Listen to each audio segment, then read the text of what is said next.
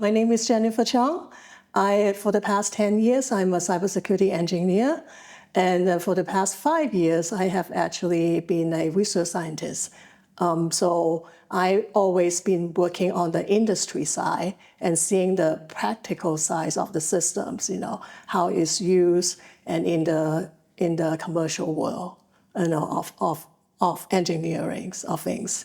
I have a master's degree in applied mathematics, so I come from a cryptography background to be into the cybersecurity field. So when my first job is actually doing compliance, because it was a really new 2014 is a new, the NIST, United States NIST come out with a risk management framework. So it's kind of like a very rigorous compliance framework that everybody want to do that, especially for the government system.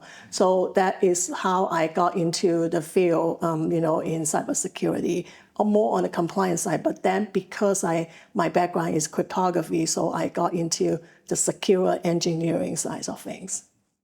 When do you expect there will be this quantum apocalypse, but the breakthrough? So maybe it's in physics, in computing, maybe it's an algorithm, maybe it's in math.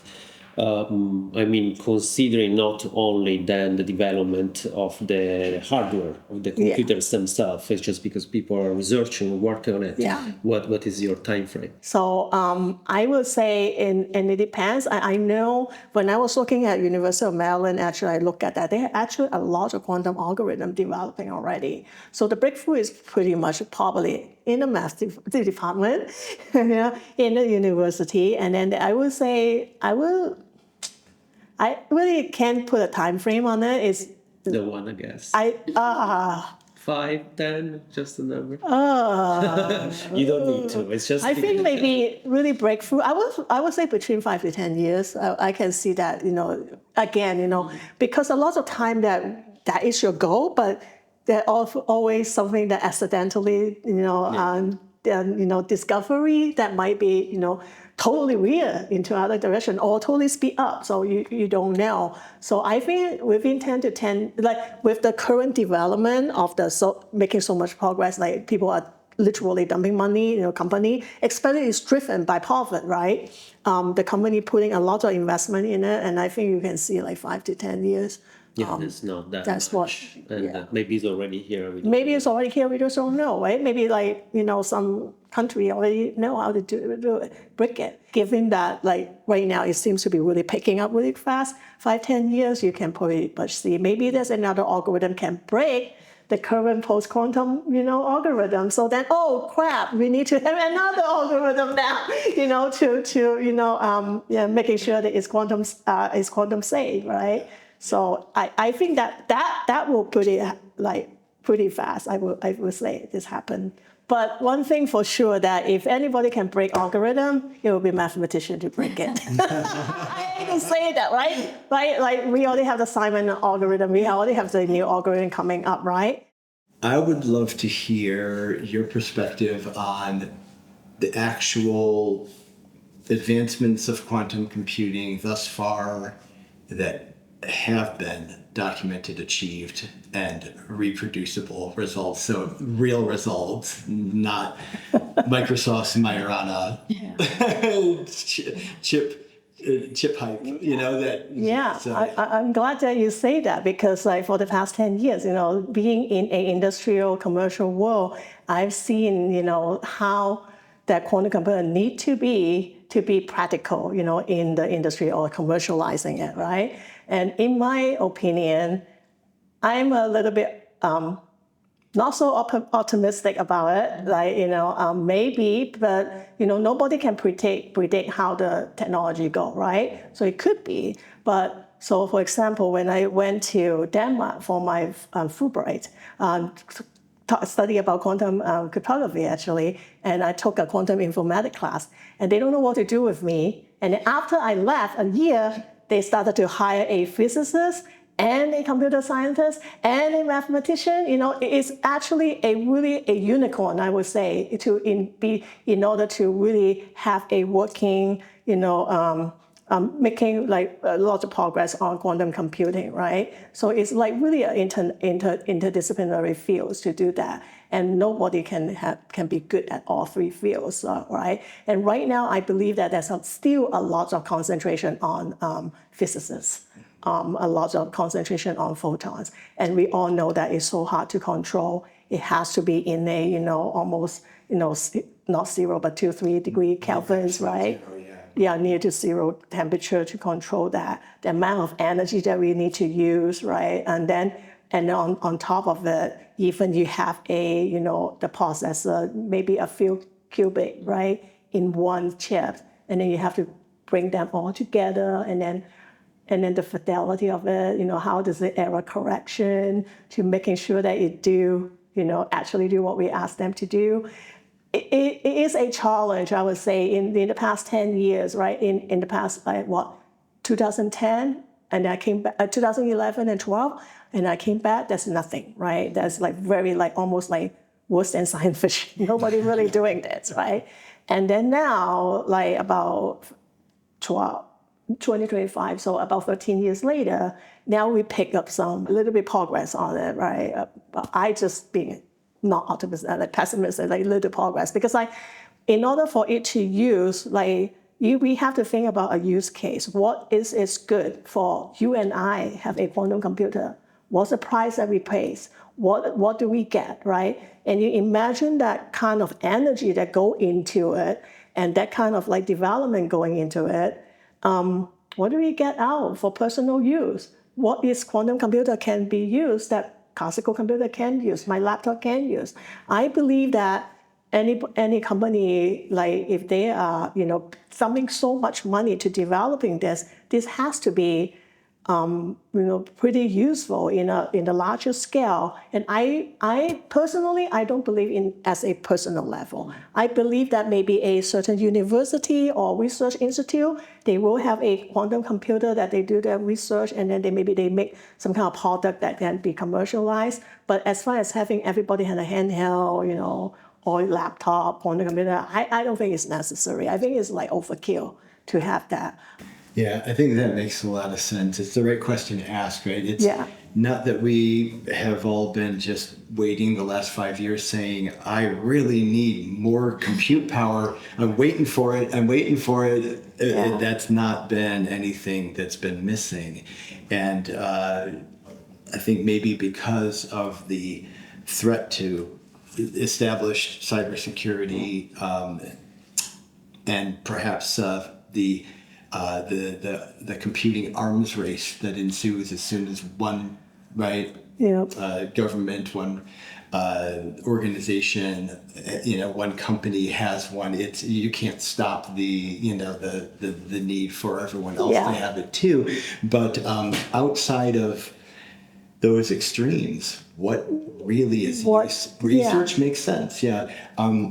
Would you say more about the rare combination of perspectives needed in order to really get quantum computing to move forward? So I think right now they are really concentrate on the hardware part, on the photon part, right? Very much. So you see, I have one company, they interviewed me and they rejected me, and I asked them for feedback and say, oh, we are looking for a PhD, in physics. Okay, I'm a mathematician, but behind the quantum computing algorithm, who's going to have this algorithm, right? Mathematician. And a lot of people that I think maybe we just haven't get to that point yet. Right now, we are still really concentrate on the hardware, right, and the software. In fact, there is a company, I think it's called WiCyS, I think actually local in here. They actually make software for quantum computer. So that is a need, right? There's a niche in that market that, okay, once you have a quantum computer, what kind of software, what kind of operating system that you're going to use that? There is a company to do that, right? But that's still a computing part, right? Computer science part of it. Nothing to do, little to do physics and stuff. They have to know a little bit about how the system works, but still, mathematician is the one that's going to have the algorithm, they're going to have the error correction code, right, for them. And right now it's very everybody is trying to say, I need to have a good fidelity of the quantum computer because I need to making sure that they actually calculate things right, right? So having such a high 25%, error correction, error, in the quantum computing is very needed for that. So again, I don't think they are getting to that point yet, and maybe, but if they are smart, they should be gathering all these people together, interdisciplinary. Then you don't wait until the end, right? To get everybody to, and also cybersecurity part of it, right? Because ultimately, like you say, the arms races is almost like a nuclear weapon, right? Who has the most, but we don't want to use it. So, right? So, you have, imagine all the nation states have the quantum computer. Now they're going to crack everybody's code. They're going to be, and then also one of the feature of the quantum, more on the quantum communication is no calling theory, right? So you cannot even eavesdrop. You cannot even spy on other people if you have a quantum communication system, if they do it right, right? Yeah. So, right, if they do it right. If they do it right, right? Yeah. Very important. Yeah. So you cannot even eavesdrop from each other. So then everybody is completely all open, right? Mm-hmm. What is that going to do with our world, And I know that is, like you say, the arms race, who has the most computing power, who has the edge of that technology, and then who will be thinking about this is going to be the world leader. Maybe that's our new world, order. We need to be whoever have the most computing power and can crack all the code, Maybe, but when you think about the consequences of it, all these nation states kind of fighting, who has the bigger power and who's suffering. People, when they really actually cracking people, there's always bad actors going to take advantage of those technology. And people might not interested in me or Jennifer Cheung. Who are you? Why do I need to crack your code and read your email? But think about some of the more public figures or a celebrity. I think that might be really dangerous for them to kind of hacking into their account and go. It's not that they don't do it right now anyway, right? So you really need to see. I really think that it will be more serious concern on the cybersecurity side, on the nation state, on the government side of it. Some kind of agreement they have to be. It's just like a nuclear agreement, right? I have nuclear weapon, you have nuclear weapon. Let's just not shoot each other, right? So I think that would be the same thing. Otherwise, everybody doing it. Oh, I'm going to crack your code. I'm going to crack your secret communication. Oh, you crack me, I'm going to crack yours too, right? So what kind of world we're going to be living into, right? We want to be everybody work together, right? So hopefully they will have some kind of agreement, and then let's just let's just do the technology quantum for the social good, so to speak. Yeah. Back to the algorithms. I agree with you very strongly on that. It's if someone is able to work with whatever is the physical qubit modality.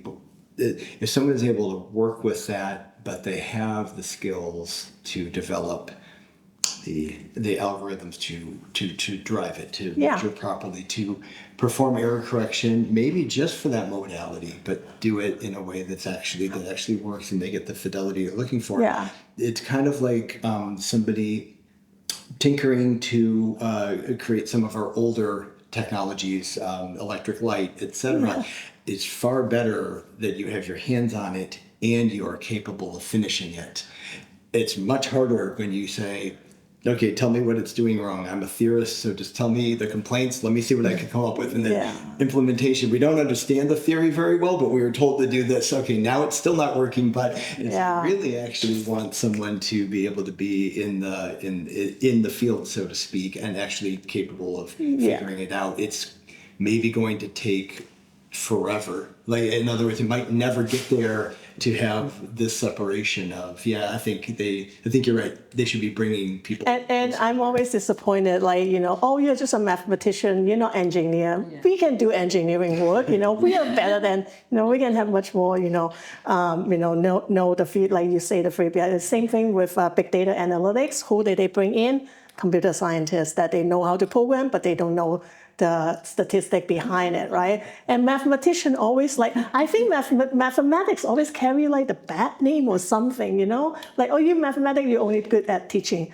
But there's a lot of things like the whole science, is the fundamental language of science. Why are you ignoring us? So to speak, you can contribute a lot more. Like for me, I always tell people I'm really proud of my mathematics background. I always tell people that I'm a mathematician and turn into a cybersecurity engineer, right? So I think you're right. I think they have been ignored, and because they're so used to, maybe the physical system is important too, right? You got to make it.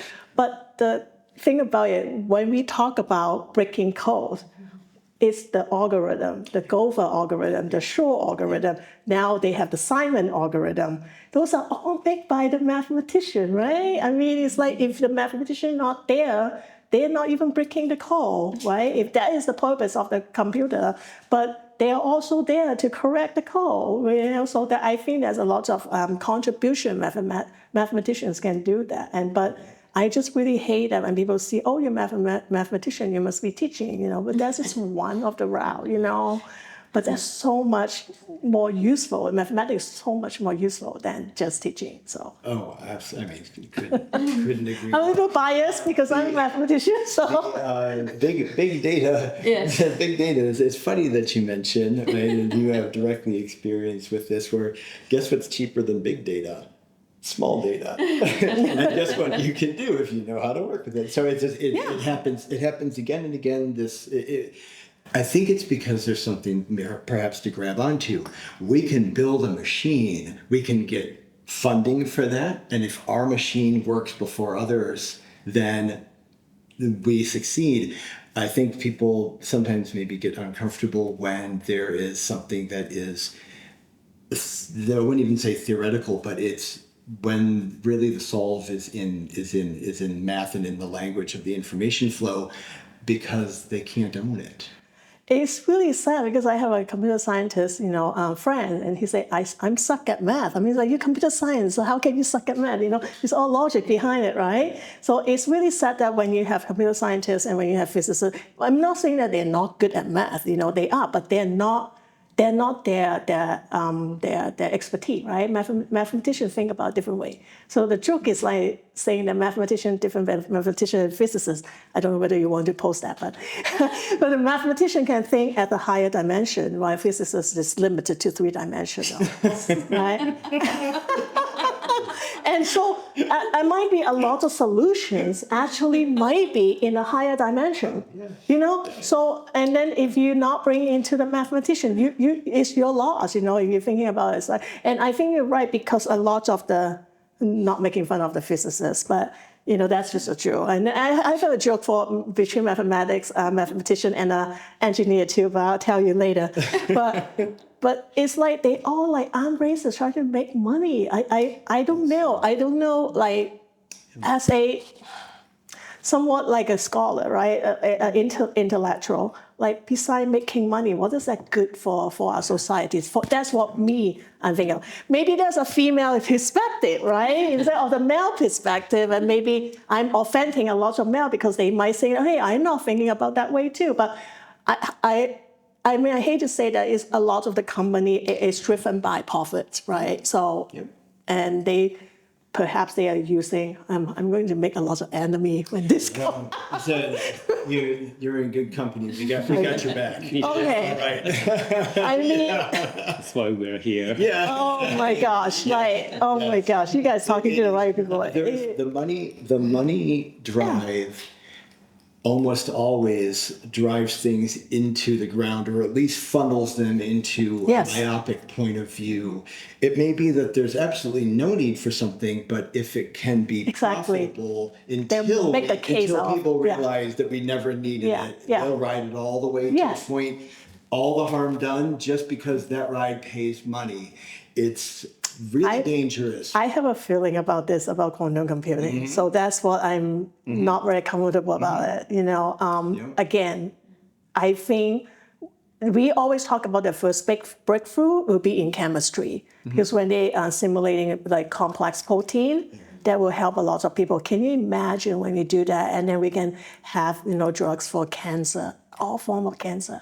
We can people can live until 150 years old, but who's benefited? Pharmaceutical company. Is our drugs going to be more expensive? Yeah, only the rich people can afford the cancer drug and live forever, right? Again, that equity, that technology equity is not there for all people. And that's what I really worry about it sometimes. And again, perhaps that's more like a female perspective because we are, I have kids, I care about other people. Not saying that men don't care, but it seems to be like a little bit, different on that perspective. Because like when I'm looking at something, first thing coming into my mind is on making money. How does that benefit other people? That's always like my thought. It might be just me, but I would say that along the line, because women are more caregiver, like still, right, doing a lot of housework and taking care of the kids. Not saying that the men don't do that; they do that too. But it's like all these thousands of years, or maybe hundreds of years we're doing that,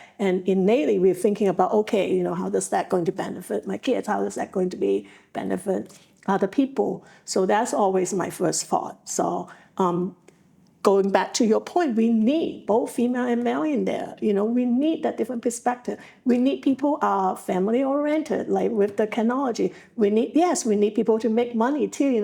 Otherwise, if we only thinking about the good for this, it's not a non-profit.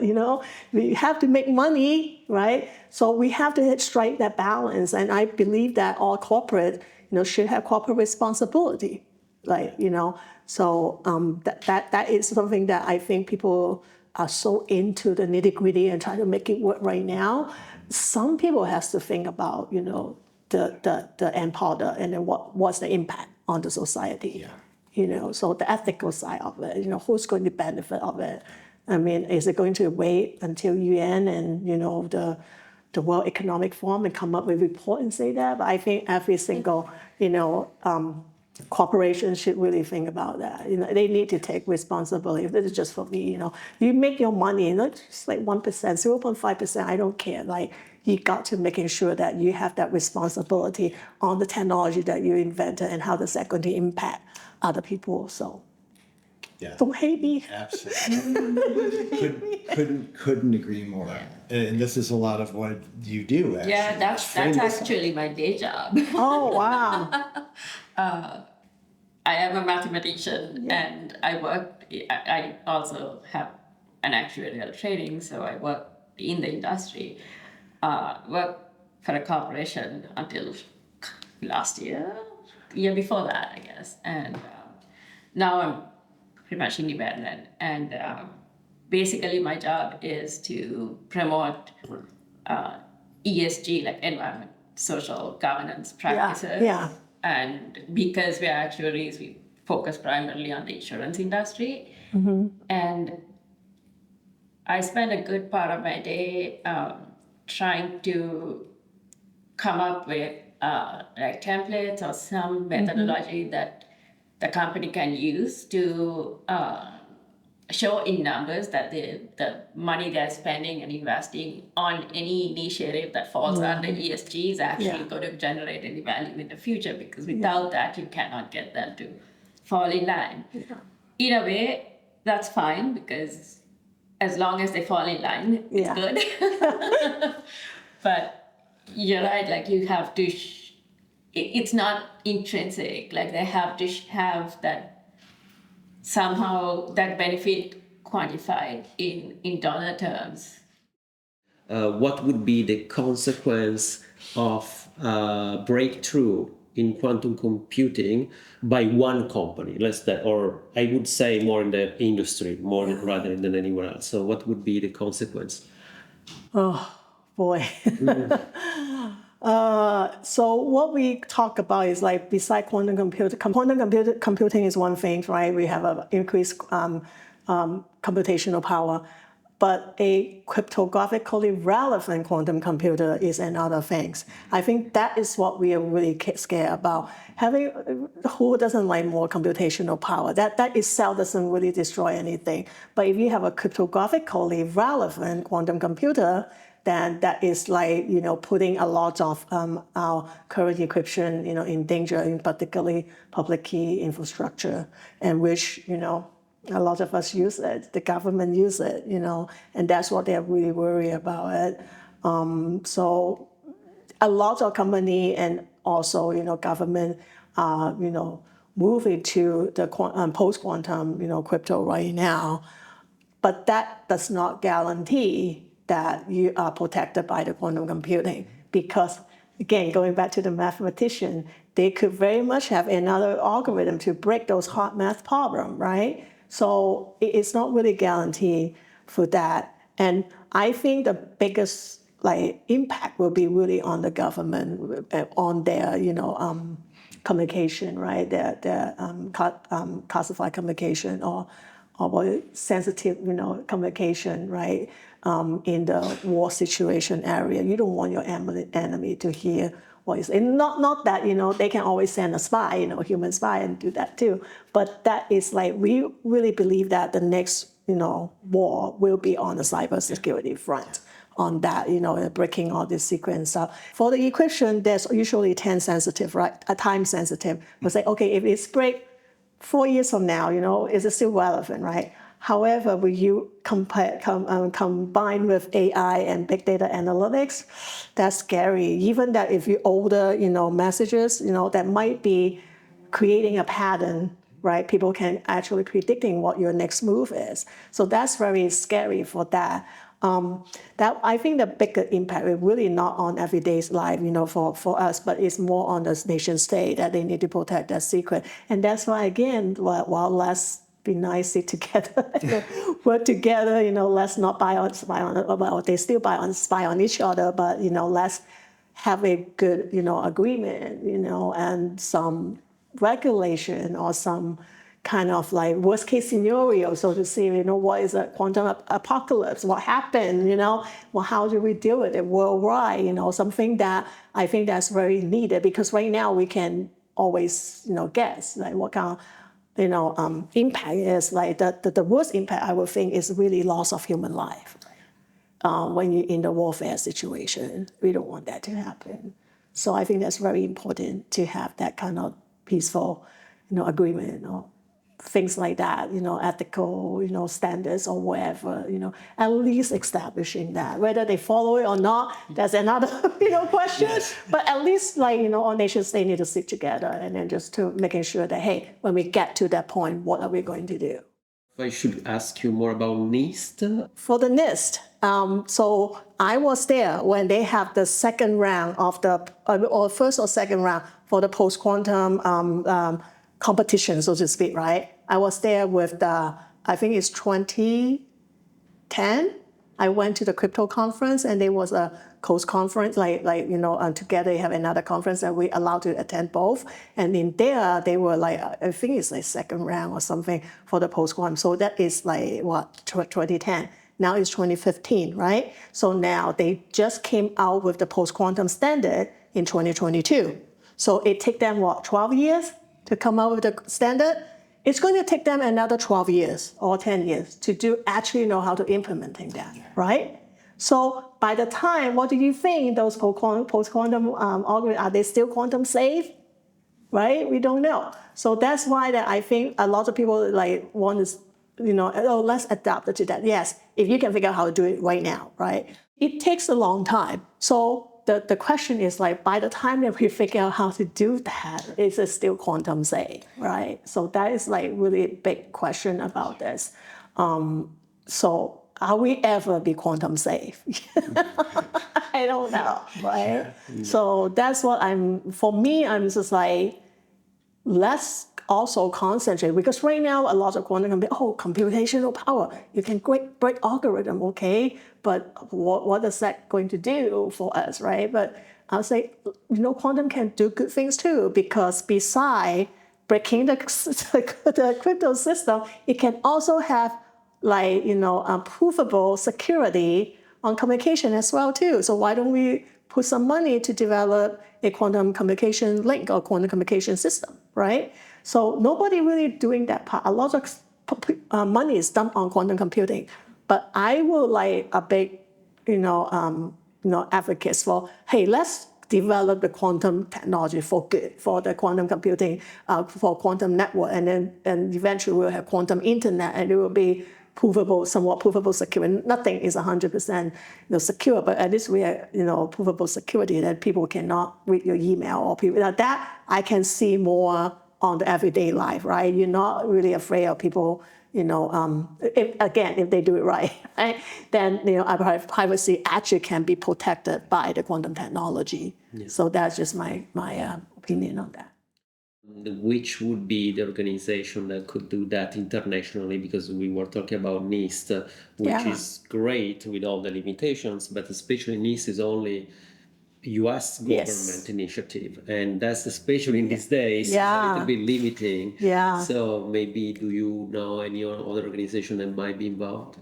I don't have it on top of my head, but there is like some international organization. Let's say for the, as I mentioned before, like QKD, there is a standard, international standard come out like a few years ago already. So they already have that, because eventually you will have to communicate with, not just within US, right? And even if you have quantum computer, right, different node in different geographical area, how are we going to connecting them? How are we going to connect them as a network, right? That will be the next step.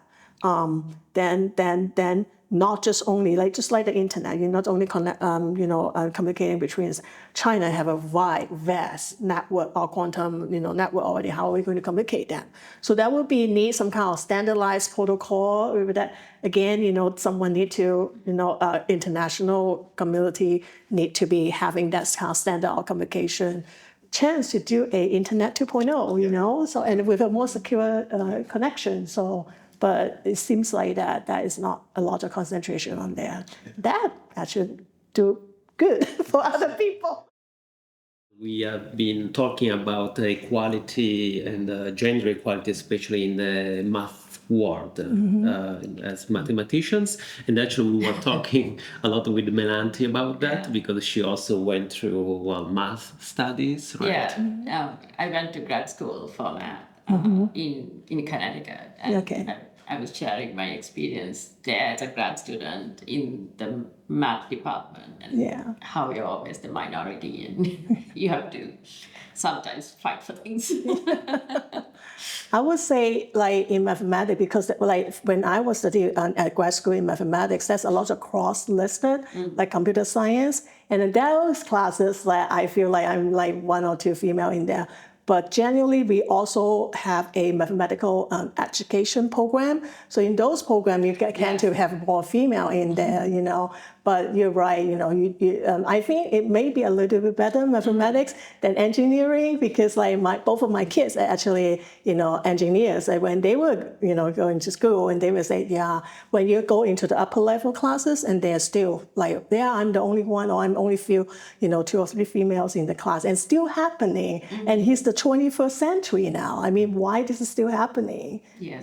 That is something that I feel like that may perhaps one of the reasons is the professor, right? How many female professors you see at the university, right? And certainly if you are a female professor, you teach differently, maybe perhaps more cater towards, different teaching style, while most of the professors, really want to do their research and not really too much in teaching. In fact, most of the best teacher, I've been told, is actually in community college. Those are the best math professors there.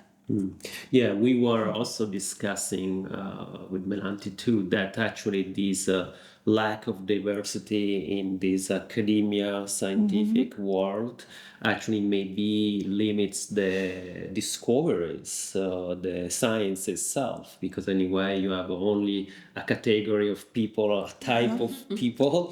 They look all the same, they think the same way, and that maybe doesn't allow creativity or new discoveries. Or anyway, also if you have a new discovery, but if you come from a gender that is not approved or a race that is not considered, then maybe you're not taken seriously. So you cannot even challenge those things. Yeah, very, very, very true. Like especially if you're the only woman in the room, in the group, or if the only colored woman sitting in a table. I do well on that side. I am optimistic about this because I think the world is changing, and especially for the younger generation. So I really can't wait until the younger generation take charge and be the manager, because they grow up in a much more gender equal world, much more diverse and equality for all world, right? Like my son and my daughter in their 20s, right? So I really feel like that we need to promote those young people to be leaders. They will really lead us into a different path than the before. So that I really have hopes. Hopefully, those people when they are, in their 30s and 40s and even younger, before 30s. Like there is I don't know whether it's a really program, but manager before 30s. Like, I promote for that. Why do you have to have someone with gray hair become manager, right? So I really have good hope about that. But you're right, sometimes when you're the only person at the table, you feel like you're representing your whole gender, your whole race, and you kind of say certain things that perhaps rub, a wrong way, to some people, and then you're not taken seriously that way. Oh, no, but not being taken seriously. Sometimes I felt this when I was in grad school. And this comes as part of the fight for equality also. Now, because there's more focus on diversity and you want your teams to be diverse, you just hire women to get that score. Yeah. And sometimes, even if you're qualified, you're being seen as the diversity hire and only the diversity hire, and that's not bringing any value. So that's like a new challenge that you're faced with because of the push for. Which I would say that is really sad to hear. Unfortunately, there's just far too often people treat diversity as a lip service. Yeah. They don't take it seriously, so then they have that kind of perception on the minority women, right? But if you do diversity, correctly, and then do inclusion correctly, no, they actually, really bring in the innovation, the diverse perspective, to the table, and you see that. You actually see that. That's actual study also show that a female CEO actually in the Fortune 500 or Fortune, I don't remember what is that, but they actually show the stock market, the stock value of the company that is owned by the woman that actually do much better than the men. So there is value in there, but people just don't see it. Also, they have proven that if you have a diverse team, you have better innovation, you bring in more money, So there is a financial incentive for that, but people don't want to see it that way, unfortunately. Yeah, this is what I was going to lead to, is the fact that this lack of diversity then eventually affect also innovation. Yes, very much. So did you experience that yourself too, or what is your general thought? So when I was doing my thesis, kind of criticizing my accents, right? And it's like, and then there's nobody speak up for me. And then he tried to apologize, but the way that he apologized is actually more offensive, saying that. But that is and then I think he just generally not very friendly. So actually, thanks to him, I switched to really going numerical analysis into more information theory and cryptography type. So thanks to him, I switched it, because sometimes when you're in graduate school, it really depends on who's your thesis chair. Less about your topic. You just want to get a good person, and then really respect you, and then sign your paper, and then you get your degree. But that is definitely. But I would say that in mathematics, I don't really. Perhaps I'm Asian too. There is a perception of Asian really always good at math. So I kind of I feel really kind of lucky that sometimes people have that perspective. I have seen a lot of my colleagues in cybersecurity as well. And this Mexican lady, I think she originally from Mexico, and she have a master's degree. She's, I think, I can't remember, is an engineering or physicist, but she told me that she was like, she need to like display their master's degree, and then, in her cubicle, and then one day someone can, oh, I didn't know that you have a master's degree. People really look down on those people, especially Latinos, I would think. But at work, I have tons of those examples. People are, and especially when you are the only woman in there, that people don't used to hear the woman's voice, right? We do have a higher pitch, right? And so what I try to do is I always try to say something. I don't care if it's stupid or what. I just try to make sure people used to hear the woman's voice.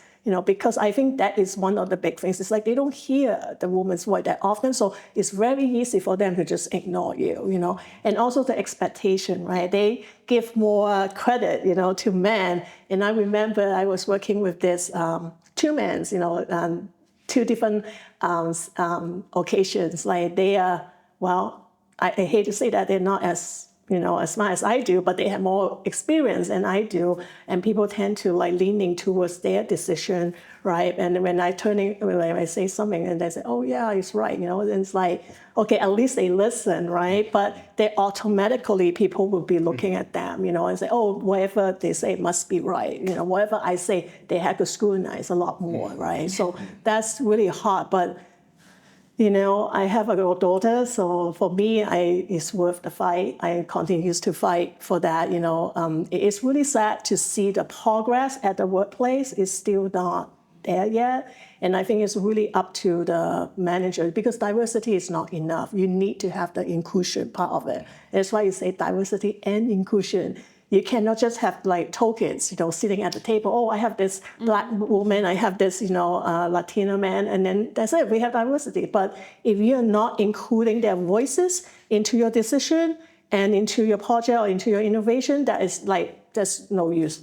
Like diversity means nothing without inclusions. Yeah, I always joke that if I get hired into something, I'm like 3 in 1 for diversity because I'm a woman of color and younger than most men. So they can check the box, right? Yeah, it's really check all 3 boxes with one hand. Yeah, I really believe that a lot of time, perhaps like people don't really understand what diversity and inclusion actually mean, that they know it is like the difference can bring them something, better, but they just don't know how to voice it.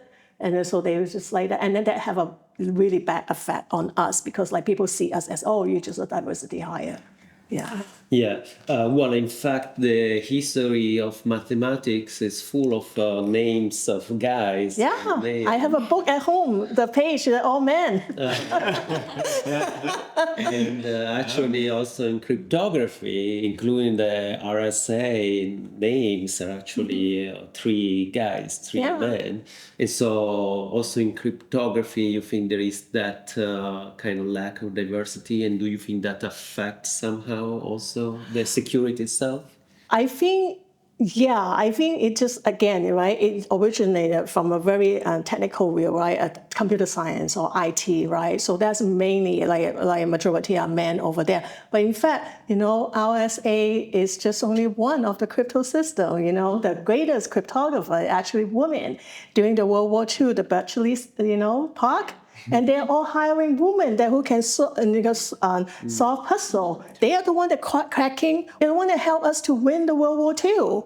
Both on the British side and the American side. So why are they not in the history? So I think what we need to do is like really try to bring those women in the spotlight instead of just like having like who wrote the history, right? History is biased already. So if someone can really be more, fair and really just highlight those women achievement. I think they are really the missing part of the history, and that is like making it looks like, oh, this is a man's world or this is a man's field, and there's a lot of women are not like say, oh, I don't see people that looks like me, so I don't go in. I don't want to go in there. But I think again, I think I'm very optimistic. I'm involved with Women in Cybersecurity, so that is a huge organization, global organization, trying to help women to get into the field. So they have a lot of training because women behave certain way. They don't apply to the job until they're 100% matching all the requirements. Men apply it when they're only 50%, right? Men are usually higher for their potential. Women are usually higher for their experience. So that's why we're so hard on ourselves, making sure that we have all this experience. And I heard a lot of women like, you're so good for that. You're perfect fit. Oh, but I don't have this, I don't have that, I don't have this, I don't want to apply. So I think a lot of time that we need to work on ourselves, women.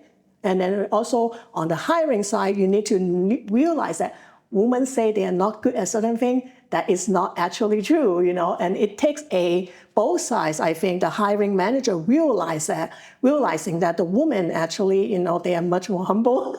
They are more humble than what they say. They're actually much more capable of doing, more than what they said they can do. So I think it takes both sides to really realize that, and then really change the, the landscape of the cybersecurity.